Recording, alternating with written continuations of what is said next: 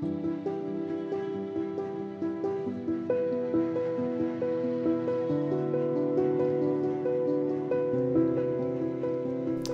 name is Deborah Trask, and I am the official heritage researcher for the town of Mahone Bay. In the fall of 2019, I gave a talk on the evolution of Mahone Bay as part of the centennial celebration of the incorporation of the town. In the fall of 2021, I gave a similar public talk. Each of these was followed by a plaquing ceremony for a recently registered municipal heritage property. Today's talk is an overview of how the town evolved with a bit about some heritage buildings, and will focus on another recently registered property, the town hall, in which we are sitting right now. I will not be talking about churches or shipyards, as this session, there's time constraints, and these are documented elsewhere, and there's signage around town. Mahone Bay, as we know it today, started out in colonial times as just a part of the Lunenburg settlement. In the late 1740s, the British government decided to establish more control over mainland Nova Scotia, an area it had governed half-heartedly for more than 30 years. And there's political reasons why that happened. But first, they established a garrison town at what is now Halifax, then set out to attract farming settlers to supply the town. In England, the thought was to populate the place with sympathetic settlers who would not upset New England, although no thought was given to the concerns of the indigenous peoples of the region. Thus, it was important that new settlers be Protestant in order to counter the well-established existing population, which was mostly French and Catholic. The process became so expensive that later on somebody had the strange idea to simply deport that population. But before then, Governor Shirley of Massachusetts suggested to the Lords of Trade that they look into recruiting foreign Protestants from the German and Swiss principalities of Europe. This they did. And between 1750 and 1753, more than 2,000 foreign Protestants landed at Halifax, the new British garrison town in Nova Scotia, in a government settlement program. In 1753, some 1,500 of these new immigrants were moved down the coast to Lunenburg. And to learn more about this complex project, I strongly recommend the 1961 book, The Foreign Protestants and the Settlement of Lunenburg by Winthrop P. Bell. My copy's a little dog-eared, but it's all in there. Lunenburg Old Town is a UNESCO World Heritage Site.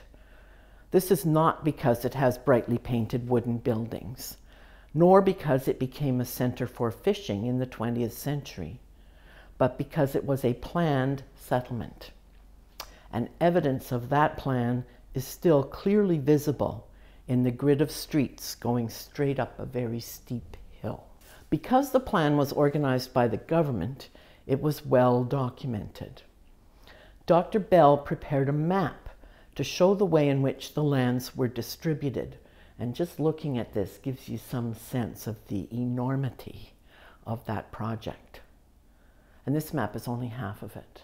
The Lunenburg settlement was established between the LaHave and Martins rivers. Each male head of household was granted a half-acre town lot, a 30-acre farm lot, and later much larger 300-acre woodlots. Roads were laid out by Royal Engineers to provide access to the inland lots. And because they were first drawn on pieces of paper, they tend to be very straight. So I say if you are on a straight road in Lunenburg County, it's probably a very old road. Because they started out from Lunenburg town, places were given names according to where they were in relation to the town. Northwest, south, center, or as it was often pronounced, centry, and so on. The farm lots were numbered, also starting from the town. Farm lots were generally 7.5 chains wide, so just under 500 feet, and that would be along the axis, whether it was a road or the water. And 40 chains are half a mile deep. So the Mahone Bay Sea farm lots, as visible in Bell's map, began at Mater's Cove and ran along the water and back a half mile. Room was left for a road to provide access to the northwest lots. I've marked it on here in red. When it was laid out, the two parts of it were off by a complete lot. So that, and that is the Faubourg Road. It has a Z shape, and I point it out because it shows up in future maps. Dr. Bell's map, though useful for understanding how the lots were configured, is not accurate geographically. And this has led to misunderstandings from people poring over it, trying to figure out where their house was. He did it to just show how it worked. The Faubourg Road actually runs between Mahone Bay Sea lots 13 and 14, not 12 and 13 as depicted. And the edge of lot 16 is what is now School Street. And the back line of the clearland lots is right out here as Main Street. Between these two lines was land along the brook and also on both sides of the Mushmush River, reserved for use of the mills, nearly 800 acres.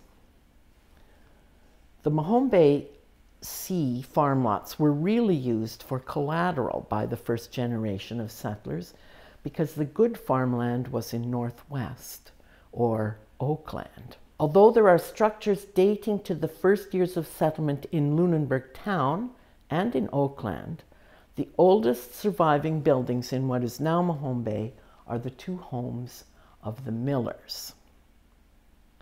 Alexander Keddy at the river and George Zwicker at the brook. And this is a photograph from the Nova Scotia Archives, about 1890.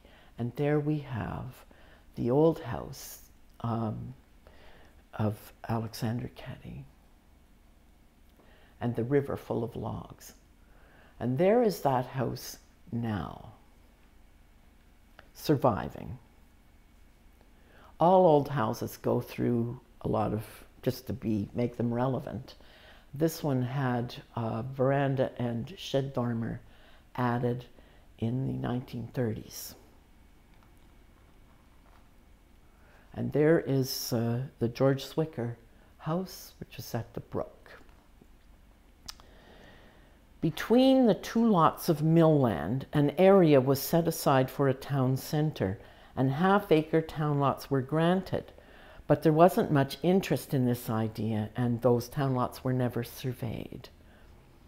Although 2 acres was set aside for a common burying ground. George Zwicker, a second-generation settler, bought up most of the town lots. You know, they were happy to sell them. They didn't really own them, but happy to give them to him for a fee. And he also bought up the mill lands along the brook. He paid for it by dividing up the mill lands he didn't need. Oh, here we have the Zwicker house in the 1890s, and you see it's all wide open down below. George got, Alexander Keddy got 450 acres of the mill lands, and then George Zwicker got 340. This is in the 1770s. He paid for it. There we have the his 340 acres divided up. And this doesn't make much sense unless you look at it on a modern map. And this is the modern assessment map of Mahone Bay. And that bulge there to the right is where the original town lots were. Des Brisset, in his 1895 History of Lunenburg County, states that the first dwelling built on the west side was erected by Peter Zwicker, George's father. This would have been on Mahone Bay C11, property that has remained in the Zwicker family to this day. There's the gravestone of the first Peter Zwicker, who was George's father. Lord Dalhousie, when he was Lieutenant Governor of the province, and his entourage stayed briefly in the summer of 1818 at the Zwicker Inn, built near Peter Zwicker's house by one of his grandsons. Later, it became known as the Governor's House. The building was quite large and clearly visible to incoming ships. So this is from Dalhousie's collection that now is in Nova Scotia. Dennis Zwicker took me up the hill behind the house, and I tried to get a picture of it, but of course there's a lot of trees and bushes in the way, but you can see across the water, same view. And there you see the Faubourg Road, and this is 1825, where clearly the guy proposing the new road stayed there and noted on, the only place he noted on his map was the Zwicker Inn. And even in the 1850s, here's from the National Archives. If you look in the top right corner, it says Mahone Bay, and over on the far left is the building that was the Zwicker Inn. Quite a big structure. There it is in about 1960. It had quite a devastating fire in the 1970s, and there is what remains of the Zwicker Inn. Another early inn was Jacob Zwicker's Tavern in the 1830s. Jacob was George's son, and he built his tavern and his portion of the mill lands after his father died. And again, this is from the Great Map of Nova Scotia done in 1834, and you see the Faubourg Road, that distinctive Z shape, and Jacob Zwicker's Tavern in what is close to downtown. This is an aerial photograph, well, it's actually from a satellite photograph. I just think it's fascinating how accurate these maps with rather crude equipment were done on the ground and compared with the real photograph. De Brisset said, old men can remember when 60 years ago, so that would be in the 1830s, the west side of the bay, where the village is, was forest, and when there was only one building from where Arthur J. Vino resides to the road from the bay to Faubourg, so in other words, between the mill lands and Lot 13. And that area was covered with pine woods in which owls were heard hooting at night. He went on to say, it has been said that a man was once offered many acres of land on the west side of the bay for $40 and replied that he would not be such a fool as to throw away his money. Even in the 1890s, property was starting to become valuable there. This all changed by the 1850s when Elkanah Zwicker built a 56-ton schooner, the Blue Nose, in the area known then as the Flat, about where the bandstand is now.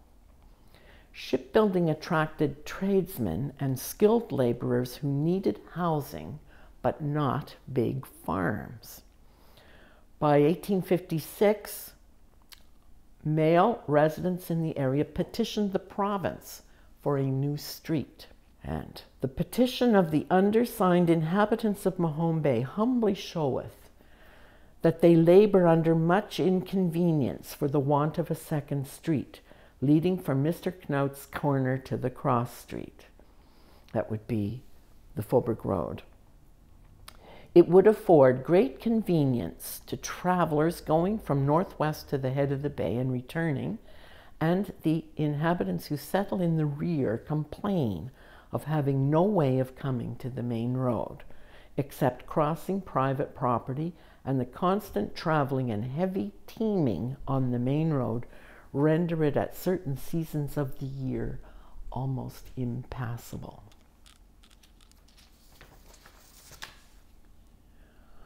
The drawing that accompanied the petition showed a depiction of every building in Mahone Bay in 1856.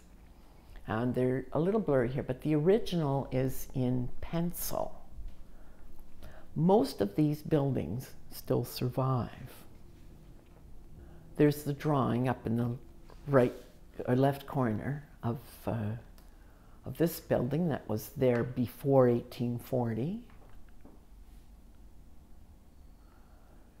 This house was built by shipbuilder and got Italianated in the late 1800s,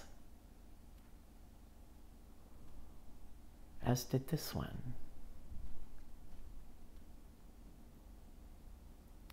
Jacob Swicker's tavern changed hands a few times and was inherited by David Vino in 1853.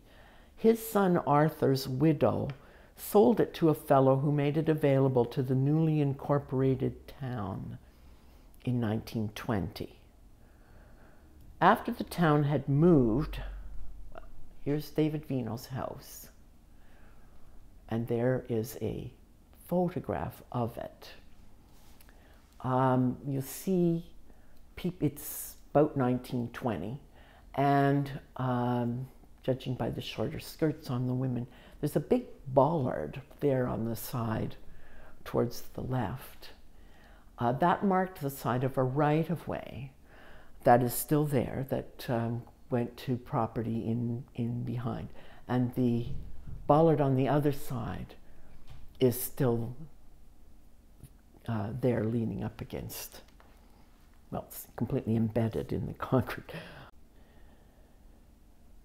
After the town had moved, the federal government acquired the property for a new post office in 1937, and the old tavern was dismantled, but some parts of it remain. This is a piece of it. Well, old buildings were always valuable, so it's a piece of it, and there's another piece of it up on Kinburn Street, on the other side of the brook. Other hotels that developed in town. This is Charles Zwicker's Hotel, sometimes called the Zwicker Hotel, not to be confused with the Zwicker Inn, which it did become confused in the 1980s. Angelina Zwicker's boarding house, which she called the Glasgow House. She was the wife of Charles Zwicker, who had the Zwicker Hotel, and in 1881 she petitioned the court for the right to own property and or participate in economic activities where she could keep the money, because she and Charles had separated. And in the days before divorce became common, it was easier to have some kind of understanding. And he lived openly with somebody else. In the background, you can see to the far right the tower of the Victoria Hotel, which was purpose-built in the late 1850s with a lot of money from the valley. Another hotel was built sometime between 1860 and 1874 when George Zwicker's heirs, they sold what was the town area. If you remember back to that slide, to John Mader, and in 1860, Mader's heirs divided it up. They'd already sold off some of it, and there are buildings that show, but the homestead property, which was the house of George Zwicker and later of John Mader, were left with all the heirs owned shares. So sorting it out became quite a nightmare. But on their plan of division from 1860 of the property, they specifically left a spot for a hotel. And so there's no building on that lot in 1860. But by 1874, there was a hotel on that spot, and that was known as the Laurie House, or Ebenezer Frail's Hotel, from 1874 to 1882. Then, as you see in this sign, it kept the name Laurie House. But J. Benjamin Millett's Hotel from 1884 to 1900. And then Abraham Ernst, who was a businessman in town, bought it at a sheriff's sale, and he called it the Aberdeen Hotel. I think, where do they get these Scottish names? That's obviously was a selling point in the hotel trade. James and Rosina Langell operated the hotel from 1905 to 1910, and in that period they added balconies and a tower. From 1910 to 1924, the Aberdeen Hotel was operated by the Penny family before the sheriff sold it to Austin Speidel in 1928, who in turn sold it to the town of Mahone Bay in 1934. The former hotel became the town hall and has recently been registered as a municipal heritage property. For a heritage building, it is the view from the street that is protected, not the interior. The town hall has recently gone through a major interior renovation, but it can still be a registered heritage property. Here is a photograph from probably about 1915, and I want to show a couple of things. First of all, there's the hotel, but that large body of water that's to the right of center is the mill pond formed for the mill, and a dam on the brook. All that remains now of the mill pond is the aquatic garden managed by the town. That was installed in 1980. There's a bird's eye view, quite an interesting way of depicting towns, that was done in 1890, and there's a little inset for Mahone Bay. And here we have, there's a little clearer, you can see the churches in the foreground, and again, every building in Mahone Bay. By 1890, it's quite a little town, and you see that the railway is the Nova Scotia Central Railway going down the back by the school. And in this depiction is this strange looking structure which is on a new street off to the side, and that street was Clearway Street, that was expropriated from very willing farmers to put in a straight street between 1876 and 1883. And about that time, the new exhibition building was constructed. The exhibition building shows in the 1890 bird's eye view of Lunenburg, as does Alexander Chisholm's store, which is right there. And here is a photograph taken from the railway tracks showing way over here the exhibition building. I think it's a very interesting photo. The museum has a great collection of photos of Mahone Bay. And Alexander Chisholm's store has recently been renovated. as well. That was a part of town that I think Chisholm had hoped would really boom, but in fact he later moved his store downtown. The town itself came into being in 1919, at which time the boundaries were determined. But there's a great book on the centennial of the town, which goes into a lot of the municipal responsibilities, and it's full of fabulous illustrations. Very interesting, and I believe it's available through the town office. The original boundaries of the town are set by this plan, which you see is dated March of 1919, and this makes it a little more easily understood, I think. One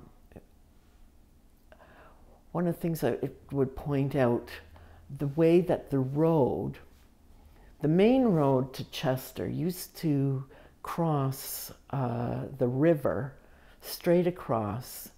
Now it goes off on an angle, but it would go straight across because the road went through Oakland and up the Sleepy Hollow Road, and that was the old road to Chester. But there was a bridge straight across. If you look at this, it's hard to imagine because of the way the road goes now. But I just last week was driving on the Oakland Road, and here you can still see, at this time of year, the bridge abutment from the old bridge compared with the current bridge, which you see there. The town website, it's a goldmine of information, and there's quite a bit there about registered heritage properties. And so I suggest, if you'd like to know more, to look at that site. And there we have, in the background, right on the town's website, a drone view of the town as it is today. And here we have a view I took 40 years ago, very similar, but not quite the same, before the bandstand, and but a well-photographed area. I think I read somewhere that the three churches of Mahone Bay are one of the 10 most photographed sites in Canada.